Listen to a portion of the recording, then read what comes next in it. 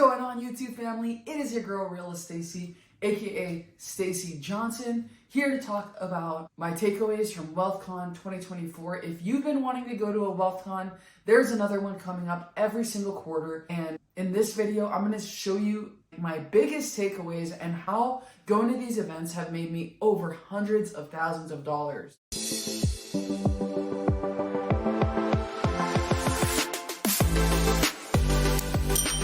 Being around people who are already where you want to be is exactly the spot that you need to be when you're just getting started and going throughout your real estate career, because if you're around people who are already where you want to be, they're going to be able to teach you how to get to where you are trying to get. So with that said, WealthCon January 2024 was amazing, and I'm going to share with you my 3 biggest takeaways. First things first is to stop overthinking. Marcus and I recently got into business together over the last year, and now that we moved to Utah, we're trying to figure out what roles each person should get. And for me personally, I am pretty good at acquisitions and closing deals, but I know that in order to hit our goal of 12 flips this year, it's not going to be just me doing acquisitions. It also has to be Marcus as well. And this is where I started to get really trapped in my head about overthinking. Hey, how do we become super good in our business, but also have a really strong marriage, is by having these separate roles for each other. And I think that is super important,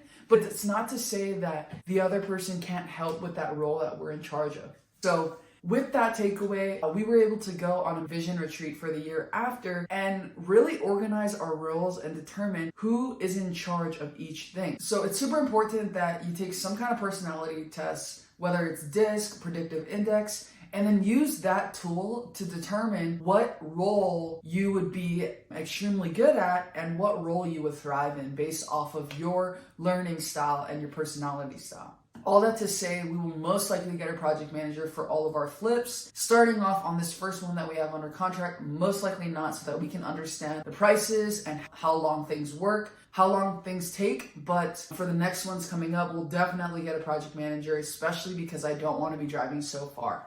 Now, takeaway number 2 is to have weekly meetings. These are meetings that we should be going over every single KPI or known performance indicators. That way we can see if we're on track to make progress on our goals. If we want to do 12 flips this year, we're going to have to make at least 50 offers per one flip. If we're not making 50 offers every single month, then how are we supposed to get one deal every single month? And then another thing to keep in mind is that when you're wanting to do 12 flips, in order for them to close, you're gonna have to get them by month 6, at the latest month 9 of the year. And so with that being said, we need to be able to track our numbers. We need to be able to continuously talk about it. And me as a leader, I've been slacking with that. So I need to be getting back on some kind of weekly rhythm to go over numbers. Now, takeaway number 4 has to do with content. On YouTube, I feel like I've done this pretty well when it comes to posting different types of content,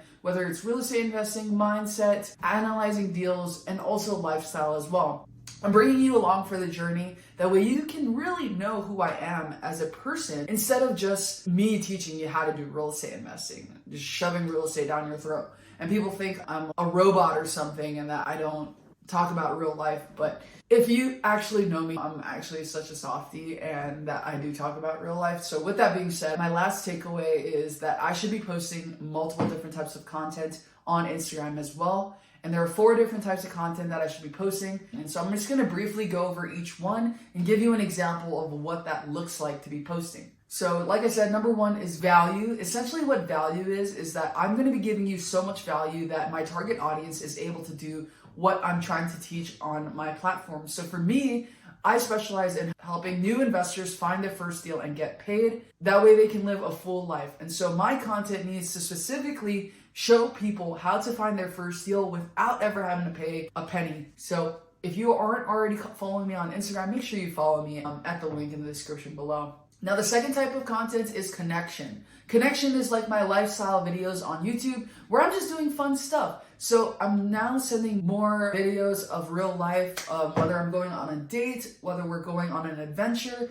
I'm sending that to my VA so that we can post on Instagram more connection videos. That way you guys can understand who I am as a person and hopefully we can do deals together. The third one is proof. Proof is essentially showing of paying back private money lenders so I can do more deals. It can also be helping other investors find their first deal and get paid. And then proof can also be me doing my own deals as well. So those are different types of examples of proof. And the last one is documentation. Documentation is pretty much behind the scenes. If I'm gonna go walk a property, I'm gonna bring you along for the ride. That way you can see what I'm up to. And that's pretty much it. I'm gonna start posting those 4 types of content on Instagram. I have a weekly schedule that I'm gonna be following, and those are my top 3 takeaways for WealthCon. If you were there, let me know in the comments below what your takeaways were. And if you have never been to a WealthCon before, but you want to, let me know in the comments so I can DM you on Instagram a link to come to the next one. I wanna see you there. Thanks for watching, guys, and see you on the next video. Shoots!